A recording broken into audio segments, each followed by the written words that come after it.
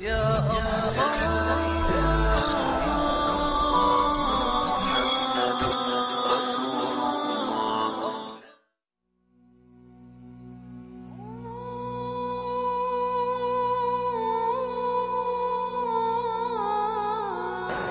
وایم چې د چا زړه ژوندی نو دې دومره اوصافو ته ضرورت نشته، صرف یو وصف الله د قیامت مبارک کې وایي الا يظن اولئك انهم مبعوثون، مخکې وایي ليوم عظيم يوم يقوم الناس لرب العالمين. الله وی غورز چې دا عظیم ورځ ولې عظیمه؟ یوم یقوم الناس لرب العالمین، خلق به الله ته ودري. زه تا ته یم ته چې په جومات کې ناست په دې کمزوري بدن او په دې زړه چې د ګناهونو نه ډک دی، په دې باندې ته خپل خالق ته مخامخ ودرې او د الله سبحانه وتعالی تعظیم په خپل زړه کې پیدا کړي. که زه اوس چاته دا وایم چې ته د سعودي عرب د باچا سره ودرې، یا سعودي عرب باچا غټ مثال دی، زه به تاسو دې چې اوس چاته دا وایي چې ته پلانې ورځې تاڼې ته ځې او تاڼې ولا ته غوښتلې او تا سره به حساب کتاب کوي، چې دا سړی خوب نشي کولی، دا خوب حرام شي، دی غریب بس دغه سوچ کوي چې دا کېږي بس او د تاڼې والا به وایسي. خو چې یو سړي ته دا وویلی شي چې ته رب العالمین ته مخامخ ودرې او بیا هم د ده په زړه کې څه نه راځي، د ده ایمان بلکل ختم شي، بیا هم دی یریږي نه، د ده سوچ نه چې رب العالمین ته مخامخ شي زه به ووایم څه هغه ته. الله سبحانه وتعالی په دغه ورځ باندې موږ باندې رحم وکړي خاص، او موږ ټول به هلته ولاړ یو.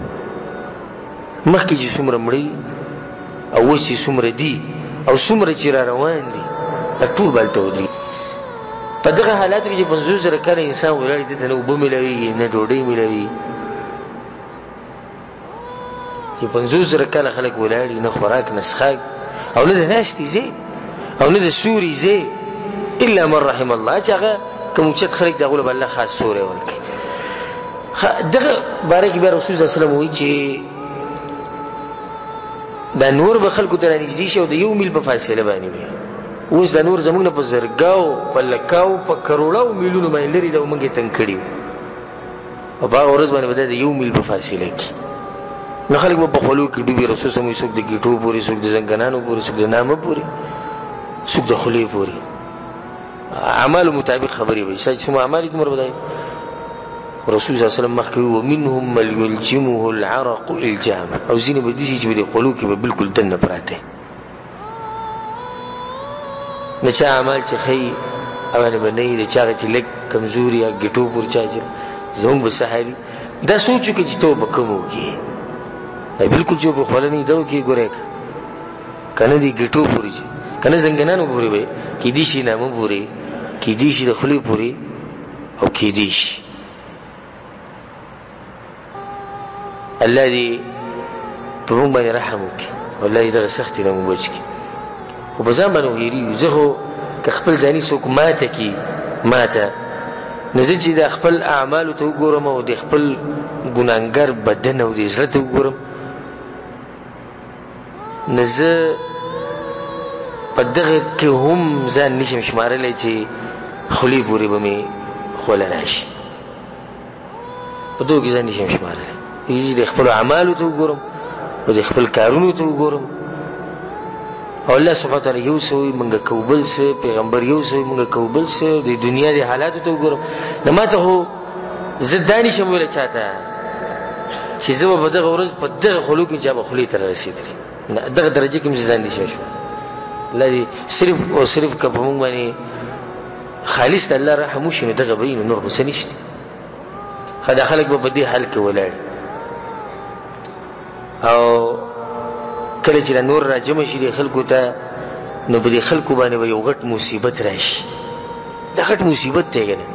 دا زړونه به دې مرۍ ته راورسي. کله چې به انسان باندې دا سخت اړې راشي که نه، لکه دی وایي چې دا زړه مې په دې ځای کې دی او لږ څه کار دی الټې کوم او دا زړه رانوځي. چې کله انسان ډېر سخت خفه شي او صدمه ورته راشي، دا هر چا سره دا شوي، سړي ته एकदम خبر راشي پلار دې مړ شو،